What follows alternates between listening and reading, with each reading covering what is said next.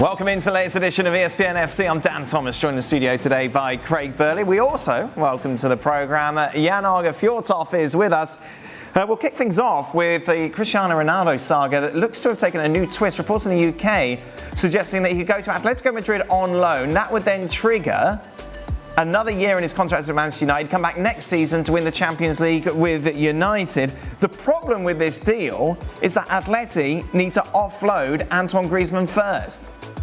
Yeah, and that's not an easy thing. And I never thought I'd be saying this really, but Antoine Griezmann, that move to Barcelona just derailed him really. World Cup winner, yep. All that sort of stuff. Exciting player. Doesn't really work for him at Barcelona. Moans about the positions he's playing in. He's not getting the best out of him. Of course, Messi was still there at the time. Gets a move back to the club where he was hugely successful and played well, but really hasn't cut it. Did not cut it last year. Had injuries. Was not playing well when he was fit. Was out the team. Was on the bench. He preferred Correa and Cunha and at times João Felix. And he carries a humongous wage. Yeah. So there lies, I think, the big problem in all this. Yeah, that's the thing, isn't it, Jan? Who's paying this money for Antoine Griezmann?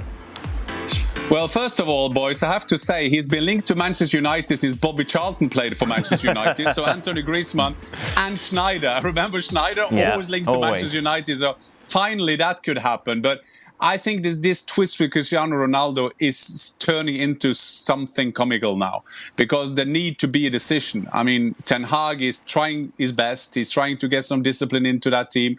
You can see they having a more identity now. You see that he has used the training sessions as good as he can, and probably the iPad on the flights because they've been all over the world. But this Cristiano Ronaldo thing got to stop now, because now it's a matter of management. Do something about it. And Griezmann, yes, he earns a lot of money, so does Cristiano Ronaldo. So this is not only players moving, these are big transfer business deals who has to go emotions. But boys, it's just days till we start things. Community Shield coming up, Premier League starting soon. It has to be a decision made, or this will make Manchester United start the season bad, and they can't afford that. I could see this working though at Atletico Madrid. Well, do you think Luis Suarez kind of played a good role? I know we had a chat on here a few days ago, and one or two didn't think it would work for him, but he's got the way they play, the way they approach the game, the way their manager is, and they've got Correa and Cunha that really work hard, and then they've got João Felix, his fellow countryman there, who's not been his best but is very clever. Maybe that will bring out the best of him. And of course his goals are not really going to dry up. And they do that a lot at Atletico Madrid. They soak teams in, then they hit them and they get balls in the box. And he can finish. The big question is, can United come up with a deal? But I do. Griezmann's your issue. Yeah, I have him. Take your 100 million off wages. What's in the mystery box? But I don't know. It's just not. This is not an ideal scenario for Ten Hag, and I think Ronaldo's team just need to make it a bit clearer. Right. Look, we want this done come hell or high water. We want out the club. This is our stance, and just don't soft soap it. Don't try and paint yourself in a great picture with the fans. Just get the move done. Then Ten Hag can move forward with what he's got, but he'll need to get somebody in that position. But don't leave it. And I think it was Gab Marcotti that said a few days ago, his camp have a habit of leaving things right till the death. Right. That is not going to be favourable to the new United manager. Meanwhile, without Cristiano Ronaldo, Manchester United action against Aston Villa. 2-0 up at the break. A poor display in the second half. They saw Villa come back to get a 2-2 draw. Ten Hag not happy, saying in our team it was clear there was a dip. The first half was really good, and then a drop of focus. It can be that the guys are tired, but it's never an excuse. They have to perform, and it is what we didn't do in the second half. A drop of focus is unacceptable. Jan, did that performance in the second half warrant that reaction? I think it does. I mean, as a player, I hated friendlies. As a fan, I looked for them to prepare for a new season. And I've also been preparing on Ten Hag today. We're reading a lot about his philosophy, how he thinks. And that interview is basically how he is. I mean, he will demand a lot from these players. The more I read about him, the more I understand him, the more I talk to people who've worked with him, I understand that Manchester United now have got themselves the right manager, because he won't take any prisoners. And the Manchester United players, we've seen that through the pre-season, that you see a better shape, you see a better identity in that team, and all this soap opera thing going around at the club, he will try to get that away. But we all know that is all about winning football games. So if you start off badly and so on and so on. But in Ten Hag and the reaction he had today, you can't accept that, because the second half today, that was a bit like Manchester United. We've seen them been up, then going down, and De Gea didn't look well for the second goal, and so on and so on. But as long as you find your shape, as long as you sort this Cristiano Ronaldo thing, I think that Manchester United fans can be a bit optimistic going into this new season. And the transfer window, another month to go, 5 weeks to go, can still get him some players in. So I think that Manchester United will find a way. I mean, honestly, the early signs for this guy he's just business. Okay. It's just business. I mean, he's got a reputation. He wants to uphold that reputation. He's seen Mourinho and Van Gaal, two coaches that have done way more than him but are way older. He's seen them go in and be good and bad, but generally not get to where they want. And if he's saying that to the press after a game, after a friendly, what's he saying in the dressing room? Right. It's more powerful. And I think what he's doing here is he's making it absolutely known to some of these underachievers, and there are players there that think they've made it by getting a move to Man United and getting their money and playing at 90%, and he's saying no, not under my watch. Right. You know, I am the manager here. I've got the backing of this football club. If you're not playing and you're not doing it, and he kept mentioning focus, then you're out, and I'll get somebody else. And I think they've really needed this. Although they need recruitment, they need somebody that's going to go in there and just be strong and not be mollycoddling these players with the arm around them and training's too hard and, he's doing this and he's making us watch a video. If you don't want to do it, go. And I think he's laying that on the line early. So I think the United players, Dan, at this moment in time, will absolutely know where they stand with this manager. And that's a good thing. Extra time today. We'll see Craig and Jan answer your questions. As always, you can check that out over on our YouTube channel. Now, we've been talking a lot this week about Eden Hazard. Had a brilliant summer. Come back fit. Enjoyed himself. Ready to go. I had a brilliant summer, but I didn't come back fit. He could replicate the form that we've seen from Chelsea and indeed Real Madrid. Now, we're seeing some of his goals here. Yeah. What we were going to show you as well is what happened in training in LA. He moved. Well, it was so got a player in the middle, keep ball, here we go, and then Rudiger goes in and takes Hazard down, and he's a doubt now for the clash against Barcelona. Yeah, I mean that's a straight red. What's Rudiger doing? Leaving one. We call that leaving one on somebody. Yes, but why would you do that? No, he's clumsy. He's very clumsy indeed. I mean, yeah. I mean, I can see this from a young 19-year-old centre-back trying to make his way in the game, and he's just been introduced to the first team squad, and he's a bit over enthusiastic. Yes. But well, I think he's probably saying, "You're telling us you came back fitter. Let's check this out." Just see if you bounce back. But it's so typical. If you're gonna make two roles. Ancelotti will tell you we're going to play a film. I need someone being clumsy. I will someone fall over the ball, and I need someone to get injured. That people are credibility that they will think is really injured. Oh, Tony Rudiger and Eden Hazard, can you do that? Of course we can. And I feel so sorry for Eden Hazard because he needs a good look at this. He's actually stepping on the ball. And of course, Hazard, it's unbelievable. Now, I have seen less than that result in fisticuffs in training, but I don't think... no, I don't think Hazard-Rudiger is a fight. Hazard, well, you never know. I mean, he can get a few blows to the ribs in early doors, but but in this exercise, you know that in training, Craig, sometimes when there is a lot of touches and you can't get out, you want to kick someone. Right. But Tony Rudiger doesn't try to do that. He's just, okay, I have to go into this tackle. and then, sorry for him, there is a ball in our game, and he steps on it, and Eden Hazard tries to get away, and hopefully that won't be that serious. We can laugh to it, but that's the kind of challenge, Jan, that our good friend Erling Johnson used to put in. He used to do that on a daily basis, and then shout at you in the ground, "Get up, so I can do it again." Oh, lovely! Lovely chat. I do repeat myself, Craig, but I was rooming with him in the national team, and I was sleeping with shin pads, 100% with Erling Johnson. Oh yeah. Real Madrid go into the start of La Liga season as favourites. However, Barca, of course, has had a number of big names to their squad ahead of the new campaign. And Carolina de la Sala spoke to Joan Laporta, the Barca president, about what's happened this summer, and in particular, Frankie de Jong. Frankie de Jong is staying in Barcelona? He's our player. He's a high-quality player. We like it. We like him very much. We just have to. We must clarify some aspects of his position, but right now he's player of Football Club Barcelona. He has some offers, but by the moment we didn't accept the offers because we want to talk to him in order to know exactly what he wants. Barcelona is prepared to win the Champions League? Football Club Barcelona is back.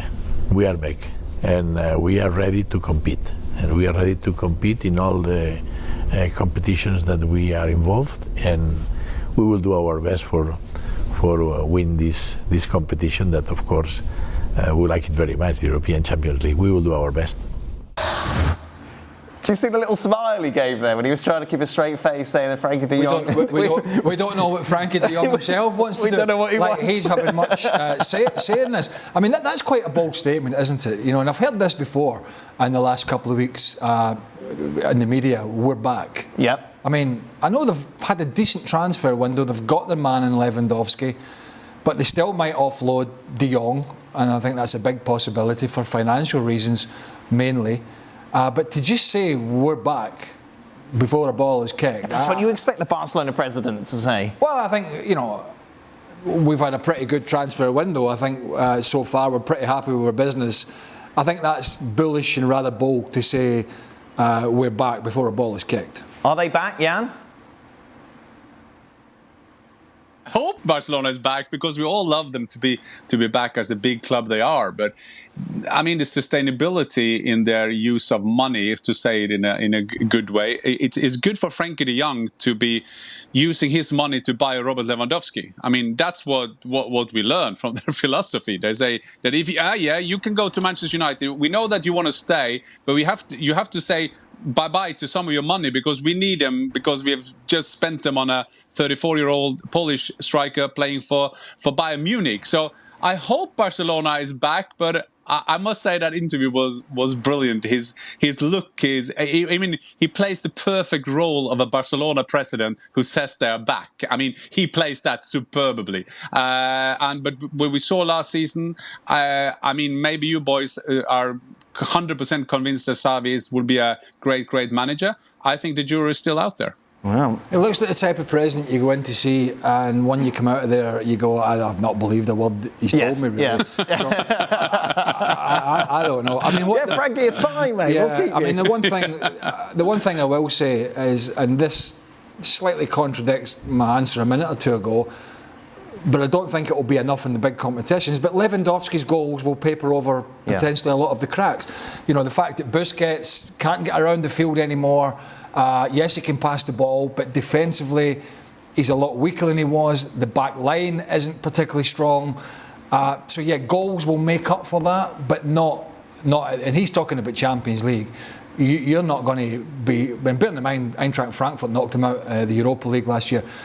You have to have a solid defence, yes, like Real Madrid did in the end, like Liverpool had to go in that competition. But he's bold and bullish, and listen, that tells you what Xavi needs to do. Win some games or he could be in a bit of trouble. On the subject of Barca's defence, of course, they've been heavily linked now to Jules Koundé, who we thought was going to go to Chelsea. Barca looking to hijack that deal. Who needs him more, Jan? I think they both need him desperately. I can't give you an answer to who I think will. I think Chelsea as well. I think they're vulnerable at the back. That they need that kind of player. After seeing Rudiger taking on Hazard, you not think you will miss him, but I think you will miss that kind of player. And there will be a lot of hijacking now coming into this stage of the transfer window. We've seen some clubs doing it early, like Bayern Munich and Manchester City, but.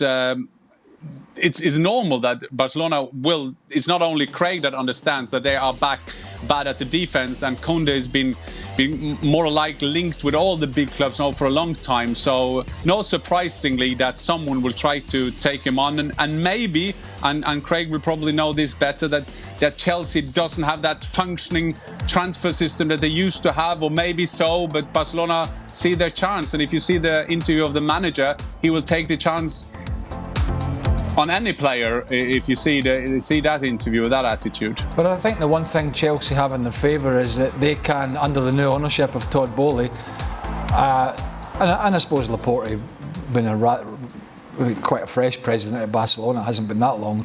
Both are trying to make a statement in a different way.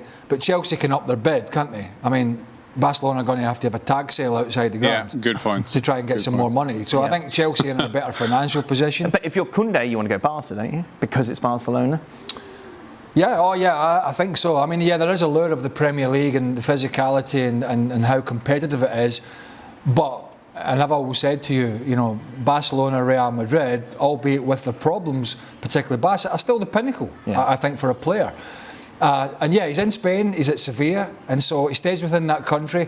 He goes to work for an exciting manager, don't know how successful he'll be, and they've just signed one of the best, if not the best striker of the last 10 years in Lewandowski. So I think if Barcelona can come up with the money, that might be problematic for Chelsea, but then they have to be able to come up with it. But having said that, I think that is an advantage for the Premiership, because the players, they want to play in the Premiership, and maybe Koundé wants a new challenge, and then just down the road, and he will go to Chelsea. So I think this will be a very, very open race. And we've seen it lately. Sometimes people don't understand that things take time, and then they say, well, then suddenly everything happened in 24 hours. No, that is just the practical stuff. These deals, these business deals, are worked on for weeks to sort out, nearly months. So maybe Chelsea are much closer to this than we think at the moment. Meanwhile, let's just go back to Bayern. We were talking about the possibilities of who they're going to play up front. 30 million euros apparently is how much they're going to pay for Matthias Tel. This is a player who's only 17 years of age, and he's only played 7 games for Rennes. This seems a lot of money for someone so young and inexperienced, Jan. Yes, just to make clear, on those 7 games, that is 49 minutes. So he got minutes for Rennes. But he's always been spoken since he was 15. This has been seen one of the biggest talents of European football in his position. Good dribbler, he scored goals, and his composure brilliantly. And a lot of clubs want Tel, but he wants Bayern, so it's a great position to be in. And as you said, Dan, it's 20 up front and 8.5 million euro in add-ons, possibly add-ons for Rennes. So Julian Nagelsmann has said this is one of my the players I want to get in. He will go straight into the first team squad. Right. And mind you, Bayern then been said that Dortmund have all the young kids. Now they will have a Davis, they will have a Tel, they will have some young players in Musiala, a lot of young players in the Bayern. Again, I have to say, big praise to Bayern's transfer window. Could he be better than Erling Haaland, Jan? Well, let's start the other way. They say this is the new Mbappé. I think that pressure is hard enough, Dan. Yes, I believe so. To keep up to date with all the latest on that move, and indeed all the big transfers throughout the summer, be sure to check out Transfer Talk over on the website. Be sure to join us tomorrow. Stewart Robson's back in the studio. Craig with us as well. And speaking of Robbo, he sat down and had a chat with Thomas Muller. To the Champions League, that has to be your priority this season. You've got to win the Bundesliga, of course. But do you think you've got a squad? You're a 2-times winner. Have you got a squad that can win the Champions League this year? Your third favourites. The thing is, I think the last 10 or 12 years, almost in every year, we had a squad. It was good enough. It's good enough to win it. But I think 5 or 6 teams in Europe has every year this squad to win it. But after this transfer period, we have some new players. Lewandowski left. Has he? I didn't realise he'd left. Yeah, he left. He left. You must hear loads of questions about Lewandowski at the moment. No. And what your role is going to be when he's left. Is there more onus on you to score goals? For sure.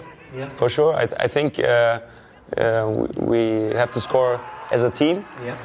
We have to put it maybe on different shoulders, but maybe also the static of our game, of our offense, will change a little bit. Yeah. Maybe we scored 10 goals less in the season, but maybe we have a different style of play. So the future. Where do you fit into that style of play? When? Where do you fit into that? Are you going to still be the number 10? On the pitch. The number doesn't matter. No. I have to be near the box, around the box, the fox in the box. Yeah. So over your career, what would you say is your greatest attribute that makes you a top-class player? Every top-class player has one attribute that they can always fall back on. I've got my own views on you. I think I understand really good what it makes difficult for the opponent. Yeah. And I try to make a lot of things, and I try to do it again and again and again. I try it 90 minutes or 95, and I know that a missed chance is not the end of the game. It's maybe to be more sharp for the next chance. So it's a little bit a mixture of physicality. Yeah. So I'm not that big guy and fast guy, but I think I'm very strong and very tough. Game understanding? Game understanding. And that's what I was going to say. I think my right and left foot are not that bad at all. You talked about you're going to change the style of play slightly and change the way you attack. Yeah. Is that going to be in terms of formations, or is it going to be in terms of the way you play? A little bit in formation, I think, maybe. From game to game, or from the start of the season? We have to ask. We have to ask you, the Nagelsmann. Yeah. I thought you were the assistant manager. No. I'm the carrot manager in my horse barn at home. Yeah. But the system manager is Julian Nagelsmann. No, I think we try to play a little bit more with maybe with 2 strikers. Yeah. You been one of them? Not with the classical 2 strikers like in the former times. Okay, 2 strikers only in the box, crosses from the left and right wingers, and put the headers in the back of the net. So you're talking about the 1980s when I was playing. So that's nice. Yeah. But we weren't intelligent in those days. It worked as well. But I think a little bit information, a little bit of movements and the fluidity maybe of the game, the static of the game. Yeah. Maybe also the defense intensity. Yeah. We will see. Now, you also played under some great managers. I'm not going to say where does Nagelsmann fit in there, but what are his credentials that he brings to Bayern that could make him a great manager in the future? Yeah, he has a brilliant look on the game. Yeah. So his analysis is very, very good. For sure, he's a young guy, but he has also only 2 years older than you. Yeah, that's right. Yeah. So thank you. You're getting old. Yeah, no. Well, he's young or you're old. I said he is a young guy. I said you said old, No. You said he's 2 years older than I. So okay. I'm younger than a young guy. Hey, brilliant. Yeah. Thank you. A nice interview here. Yeah. So what qualities does he bring to Bayern? Why will he become a great manager? He has also a young spirit. Okay. Yeah. He wants to improve us. He wants to get the results. He never won the DFB Pokal and the Champions League. Now his first German championship. So he is hungry, and he puts this hunger as well in our hearts. What about your 2 new signings? What can they bring to Bayern Munich? Sadio Mane, or the 2 signings that we're going to talk about? Sadio Mane and De Ligt. I hope goals and no goals. Yeah. That's a good answer. Yeah, maybe a bit more. Yeah, okay. Now I think both can score goals. Yeah. You saw the league also is a good 8 goals the manager said. Like a striker qualities he showed off in Washington. Okay, Sadio is African Player of the Year, very experienced, played in a great team. I think he knows what's necessary to be a good player at this level. Yeah. He needs everything. He knows everything what you need, and also Matthijs. He had a great start of his career in Ajax. I played against him. I played against him in the national team of Holland, and maybe we are in the lucky position that he did before he came to Bayern. Did his first move to a bigger team. Yeah. So now he's experienced. He's not only the very talented young guy. Yeah. But now he has, I don't know, 2 years or 2 years, I 3 think. years. 3 years. He was 3 years in Italy. Under 3 different managers he played. Okay, so he's very experienced at the highest level in Italy, and now he came from for a new chapter to Bayern. And when you see him, he's a big boy. He's a big boy. Yeah. I think his calves are like probably my as big legs. as your legs. Yeah. So I think we can expect a lot. I'll go back to something you said not so long ago. You said we could play with 2 up front. Would Mane and yourself be the partnership? Or likely to be the partnership? We have a lot of very good players in the offense. We can play with everybody in the front. We can play with everybody a little bit behind when we play a system. When we have 2 strikers and maybe 2 number 10s a little bit behind, a little bit on the side. I think Leroy, Sadio, Serge, Kingsley, Musiala, Jamal. Yeah. We all 6 can play this kind of role. So we are very, very flexible. But for sure, I want to be near the box. I want to be around the box to make a lot of. Leading goal scorer this season. Leading goal scorer would be nice, but in the World Cup as well, the Golden Boot again. I had no problems in the last 3 years with the leading assist king. So, but I'm honest with you, to score a goal is the best feeling you can have. You can put the assist away to score for yourself. It's a great feeling. What a bromance! Robbo's got to do every interview now. That was comedy capers. It was fantastic. Well, I quite enjoyed Stewart asking the question and answering it for him. Yeah, pretty standard. But yeah, no, he's Thomas Muller. I mean, every time I've seen him interviewed and you listen to him and what he says and what he does on the pitch, he just does seem. And I've seen some pictures out with him. He likes to have a beer and relax as well. He doesn't. For somebody that's won everything, World Cup, Champions League, everything, I get a sense he doesn't take himself too serious. No. He understands he's worked hard, but he's in a great position. He has an extra responsibility now, whether he didn't quite say that, but he has with Lewandowski going. Yeah. But I think it's exciting for him and at his stage of his career to see these other players coming in like Mane and how he's going to work with them.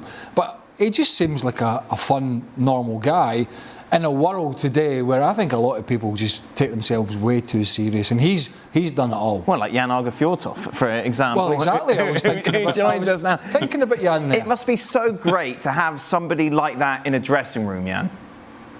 Yeah, and I agree with what Craig said. I mean, this is not your typical world star. I mean, if you see his track record, if you see his assists, if you see his goal, a golden boot at a World Cup, winning trophies all over the place. But he's the face of Bayern Munich, and that is very important because if you take on players, you take a Dutch guy, you take Mane now in, but still Thomas Muller is there. So he's the identity figure of that team, and he's easygoing.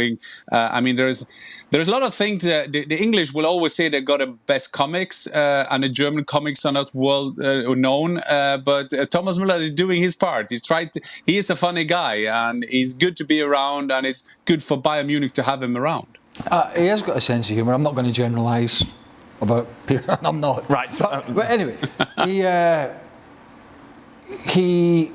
I saw him once, this is what made it. I don't care what he's won, to be honest, but I saw him at the Oktoberfest. You just love the big steins. I saw him Jan at the Oktoberfest in Munich, and I saw him with a pint of beer that was about that size, and I went, he's your man. He'll do it for me. Hey, the man himself joins us now, not Thomas Muller, but Stewart Robson. Robbo, you've got to do every interview for us now. Is that right? Yeah. You were quite happy with it, were you? Oh, we were going to cut it down, but we played the whole 7 minutes. You two seem to get on very well. Yeah, very well. I think he's obviously a character. I think he liked the questions, and he said all the right things. And he gave Nagelsmann a big boost as well at the end. So that was great. And I know you like the questions. No, Costa wrote them for me. That's the whole thing. Our producer wrote them for me. I didn't write them. But he just seems. I mean, he's still, even though he's this jokey guy, Robbo. He's still got that internal desire, that drive to go and still be successful. Absolutely. I mean, he was talking about his understanding of the game and, how he had to think about where to find space, all those sort of things.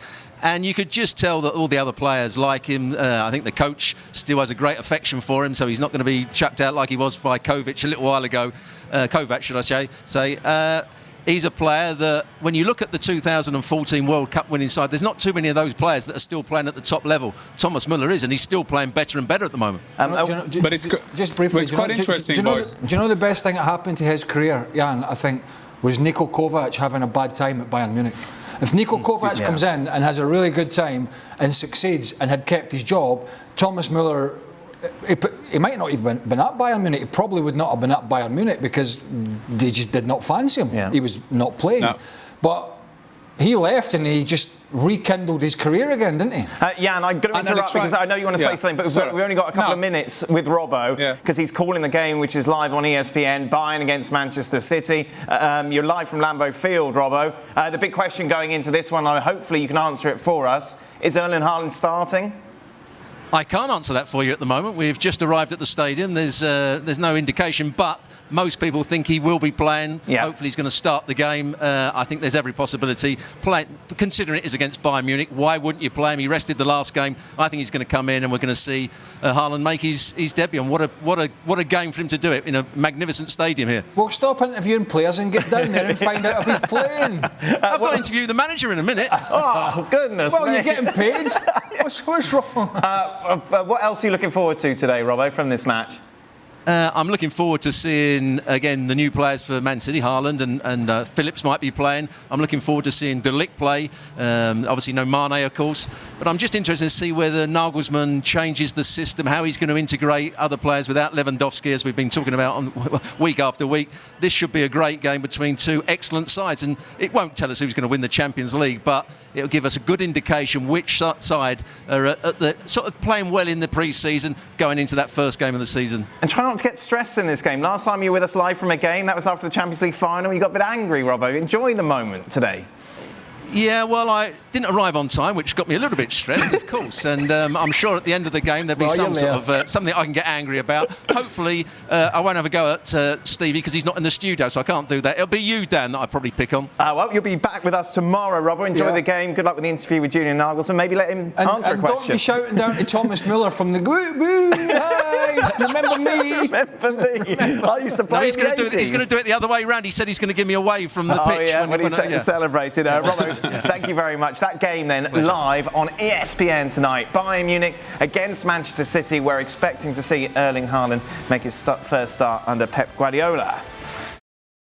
Not too far away now after the start of the seasons in Europe, and the curtain raiser in England is, of course, as always, the Charity Shield. Liverpool taking on Manchester City. That game will be live on ESPN. You're on holiday, aren't you? I am, yes. 11:30 Eastern then.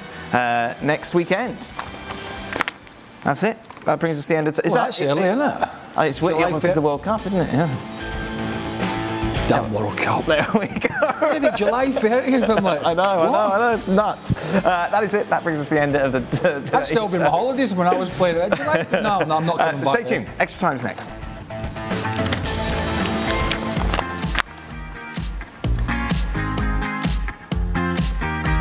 Welcome in then to the latest edition of Extra Time. Thank you as always for your questions. Jan is with us. So is this your last day before your holiday? No, he's got me working tomorrow. Are you working tomorrow?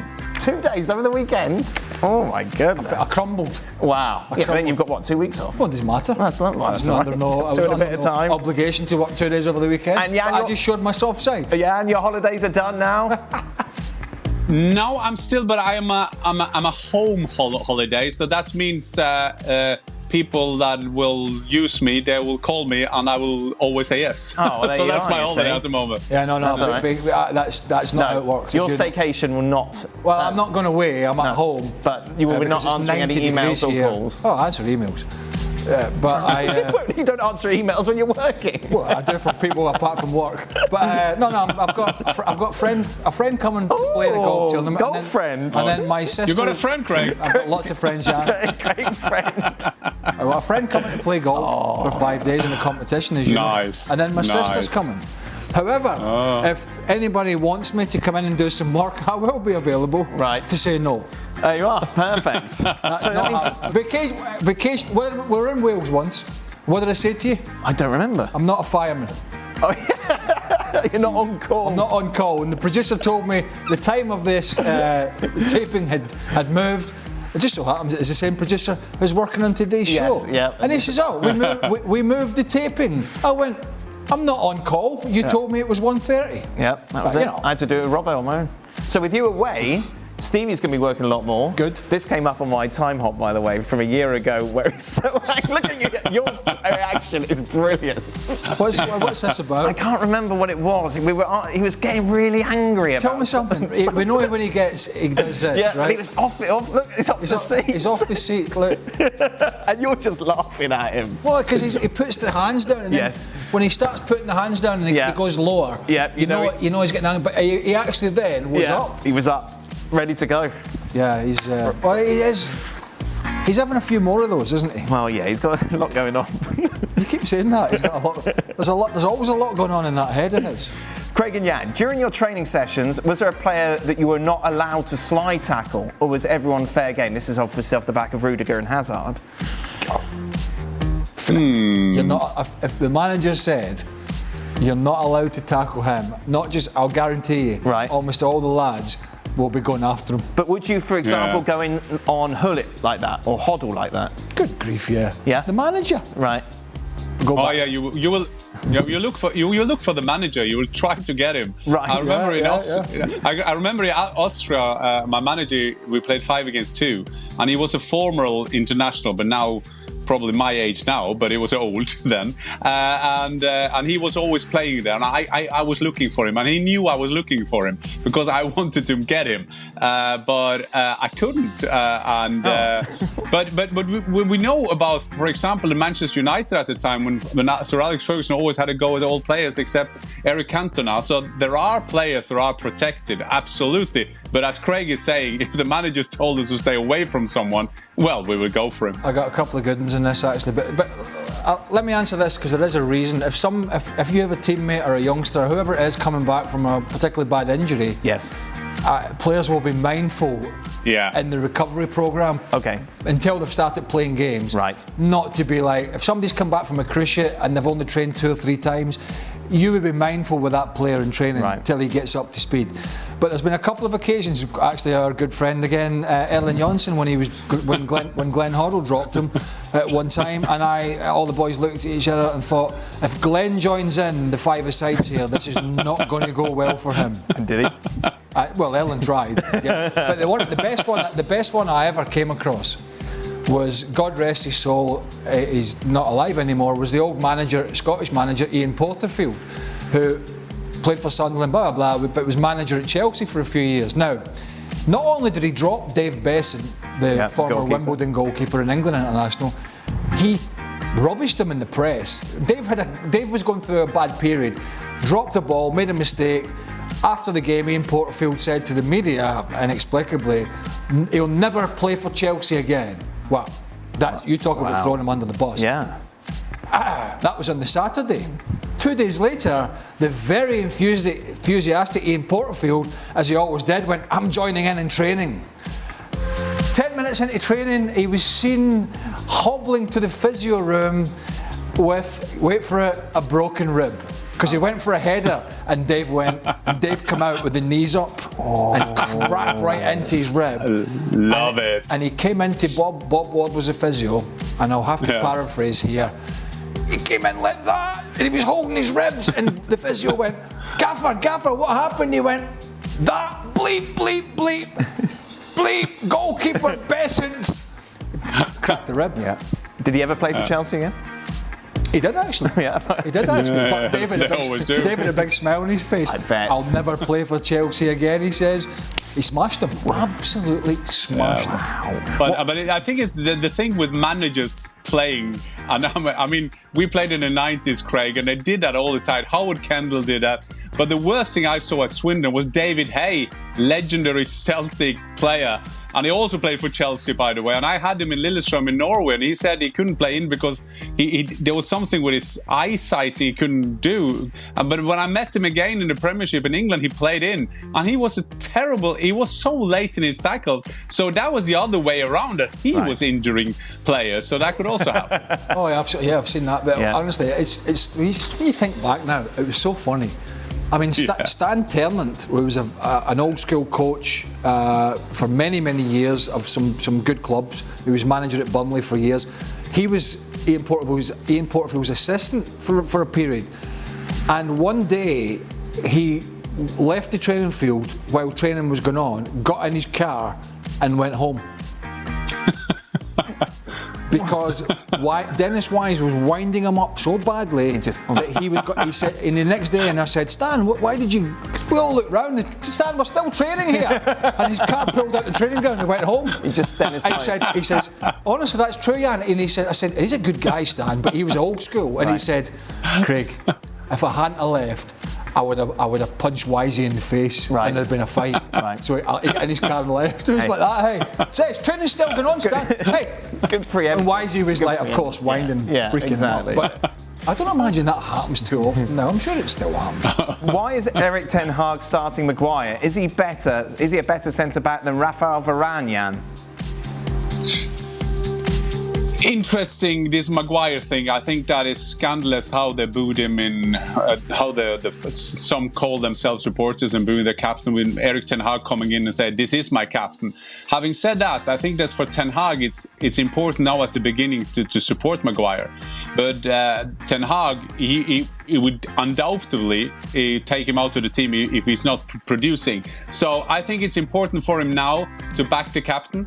I think that is also good for the club on a short-term basis, but Maguire got to produce, and we've seen the last games he's getting a bit better, but he still doesn't have a lot of credit among the Manchester United fans. So this is a story to be continued, as it is called. This Maguire thing makes me feel a bit uncomfortable because it's so personal, it seems. I know he's not here. But when Gab was on the desk, Stevie and I had a different view, which is the same view that Jan has. And of course, Gab might just have been in his contrarian ways disagreeing.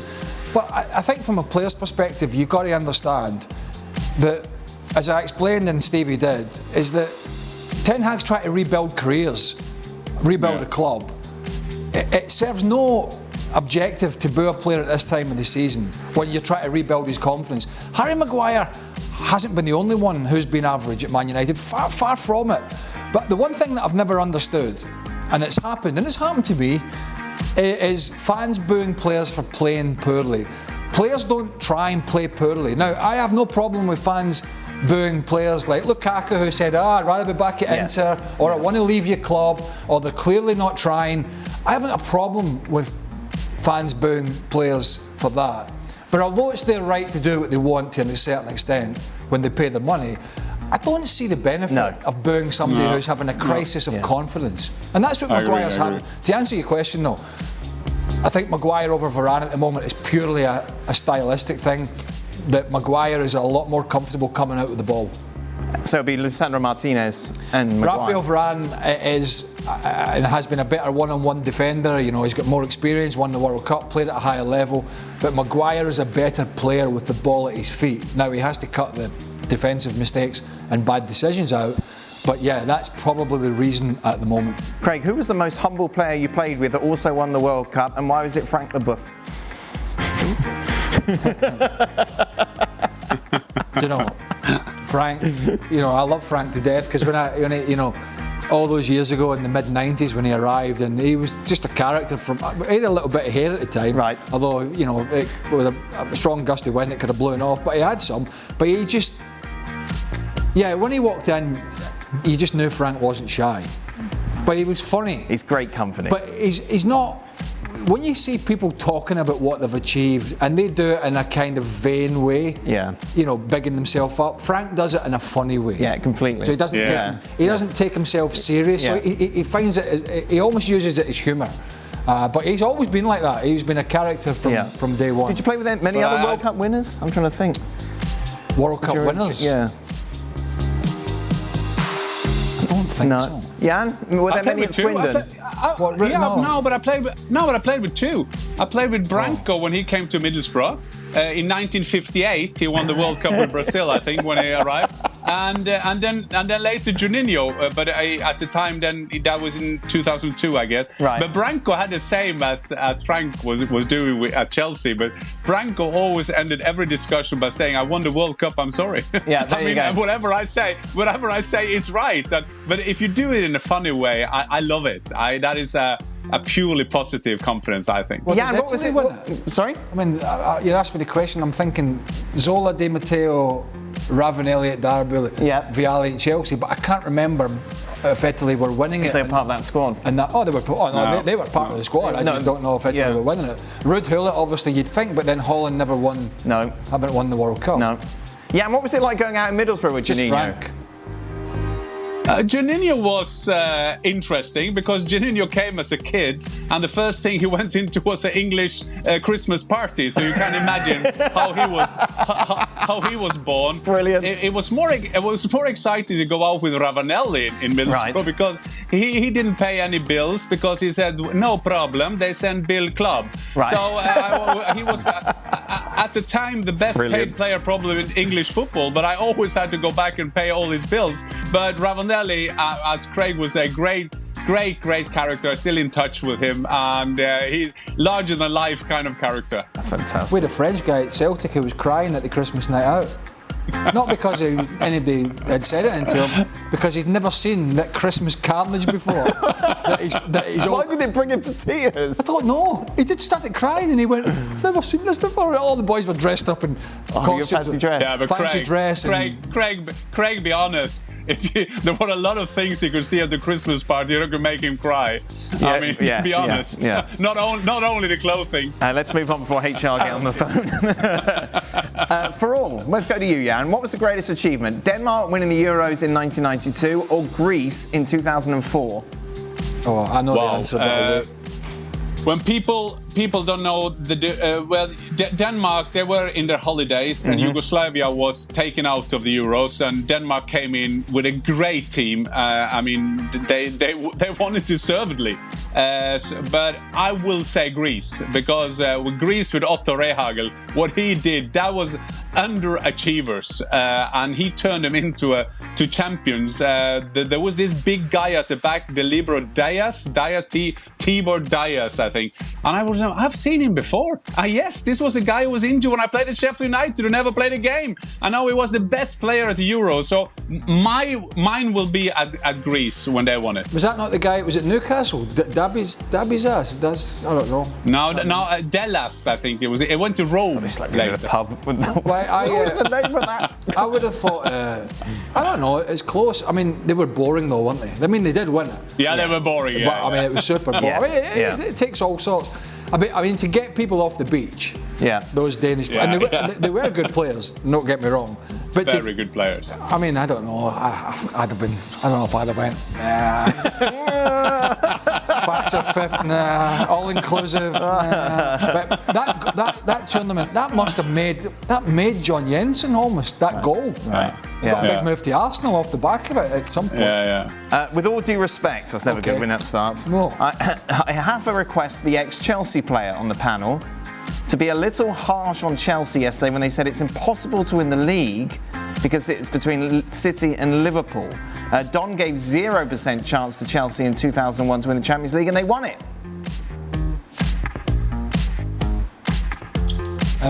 So be nicer to Chelsea. I said they won the Champions League, just for the record. No. Zero chance? No, I wouldn't say zero chance. But I think at the moment, I mean, if they get Koundé in, they've got Koulibaly. They're still a bit short up front, even with Sterling. I think City and Liverpool would have to regress. Yep. A fair amount. And Chelsea can improve on last year for sure, because it wasn't a good end to the season. But if the other two regress, and there's no... You're signing Nunez, Darwin Nunez got 3 or 4 the other day. 4, yes, 4 against Leipzig. Alfie Haaland's probably going to get some... Erling, Craig. Alfie. Haaland's probably going to get some game time tonight on our live match. Oh, it's a nice little promotion. Great signing. I'll get a day off now tomorrow. Unlikely. I'm going to give it 10%. Oh, okay. Slim chance. Yeah, I think it's going to be harder, but I think it's going to be harder for Chelsea as it's seen now by the squad. The problem is we're talking now in July, and it can change if they get in players. I think it's going to be harder for them to have Tottenham away from them as it's seen at the moment. Don's percentages are great, but I think he's figured it out now, hasn't he? Well, he just keeps it simple. He'll just say 33, 33, 33. That's it. Or 25, 25, 25. 33, 33, 33, that adds up to 99. Or 33.3. Yeah. There's never an exact. Yeah, and do you think we'll see the best of Odegaard this season? Will he finally prove himself to be the generational talent?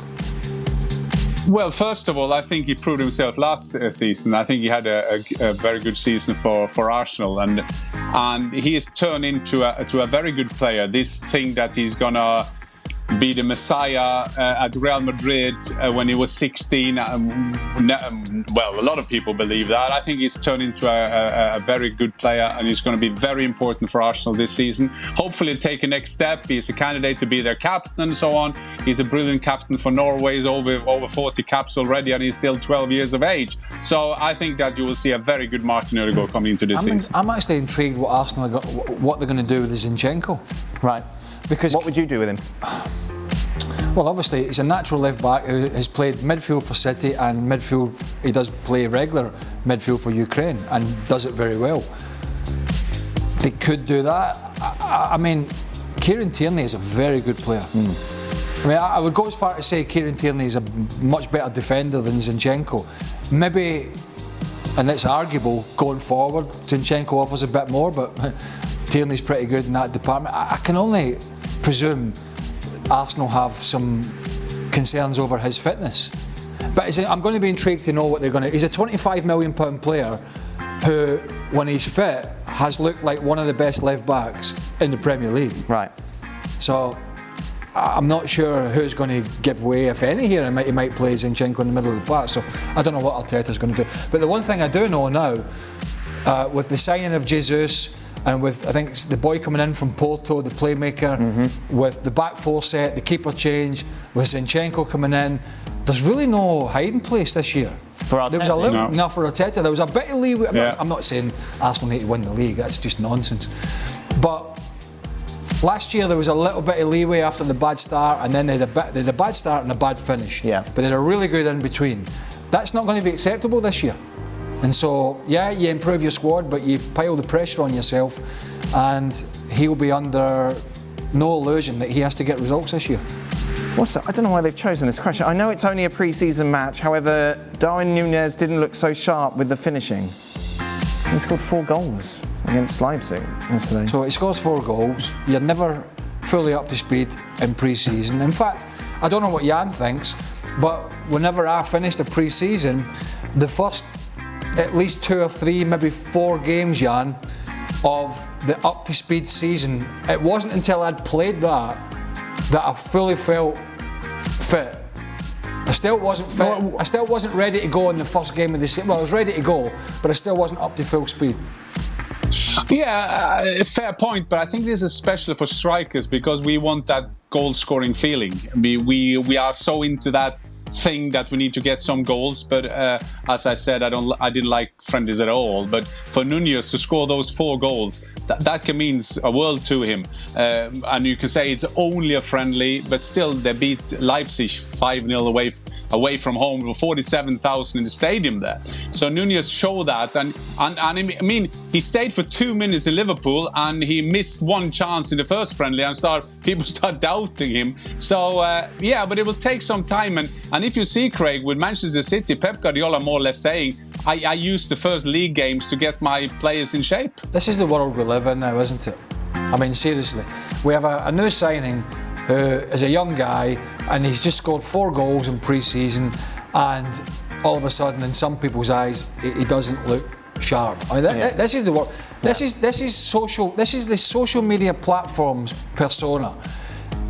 Before all these platforms come out, if you'd walked in a pub with all your mates, anybody who'd said, "Oh, I didn't think Darwin Núñez looked sharp today with his finishing," you'd have been thrown out. Your mates would have all thrown you out the pub for being stupid. This is the new norm. That people, even when they're scoring all these goals, "Oh, I don't think he's looked the business today. He should have scored 6, not 4." Yeah, I mean, just give me a break. We've got 3 questions left. I want to ask all of them, so be quick with your answers, Jan. Where do you rank Lewandowski all time at Bayern? Oh, good question. I have to have him behind Franz Beckenbauer. I have to have him behind Thomas Muller as a Bayern Munich player, Sepp Maier and Gerd Müller. So I will give him a top 6 position. For both, you guys both come from 2 of the most beautiful countries in the world. Craig's from Scotland, not England. Jan. Oh, my mates were saying to me at the golf, they were watching the Open, they were going, "Oh, Scotland's beautiful." And I was going, yeah. But it doesn't all look like that, you know, there is like... Jan, have you ever been to Scotland? And Craig, have you ever been to Norway? Yes, these boys playing. Well, this person might not know. My boys played there for 3 years, and I've always loved to go to Scotland. I love the Scots. I mean, I'm from West Norway. I mean, if I put myself in a boat and row, I would probably meet Craig out with his mates rowing in Scotland. So we are like, I love Scotland. I love Braveheart. I give them independence, give them everything. I love Scotland. He'll be rowing. He'll get stuck at the Shetland Islands, and they'll just keep him on there. That'd be it. Have you been to Norway before? Yeah. Yes. What was your impression of Norway? I like Norway. I was in, I can't remember where I've been, but one of the places I've been was Kongsvinger. Okay. Yeah. So it's not a particularly large area, but we're there pre-season. Okay, good. Yeah, Scandinavia. The only thing I don't like about Scandinavia is the price of the beer. Yes, it is. It's very expensive. How much is a beer in Norway, Jan? It will probably be £10 now. £10. Stevie, what's that, $12, $13? He'd have to travel with his. Final question for Jan. I'm moving to Finland next month for study purposes for a few years. Take a blindfold. Which is the most beautiful Nordic country in terms of natural beauty? Norway, Finland, Sweden or Denmark? P.S. I'm an ornithology student. Do you know what ornithology is? I don't know what an ornithologist is. It's birds. It's an ornithologist. I have no idea what that is. It's wildlife, isn't it? Plants and everything in general? No. It's wildlife. A quick answer. Norway is the most beautiful country because we have the fjords, we have mountains, we have the sea and everything. Finland is great as well. They got all the lakes in the world, a lot of forests. Sweden is Sweden. That is our neighbor. They are cozy, and they think they are our big brothers, but still a great country. Denmark quite flat, but they got Copenhagen, which is beautiful. They have some great beaches. Scandinavia, boys and girls, the best place on earth. Sweden. You've been to Sweden? That's nice. Stockholm. I know I haven't. There. No, I'll tell you what, the only thing with Finland, I don't know what time of year, but it doesn't get dark. Right. Meet me in Stockholm, baby, to mess around. Can you whistle? The only thing with Finland is the only thing they produce is rally drivers. Oh. And have a look at and a great prime minister. Oh, okay. All right. Well, apparently this will make us laugh. Let's see what this is. Stewart Robson. Oh, here it comes. Here comes the sprinkler. Does he get soaked? I hope so. Go on, get it on his head. He's angry.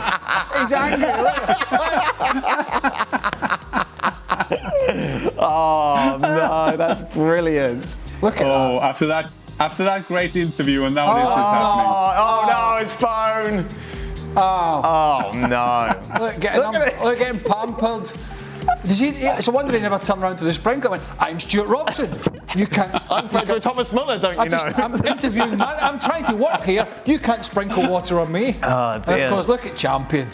He's trying to play the cool, calm, and the only look at Mike. It's the oh no.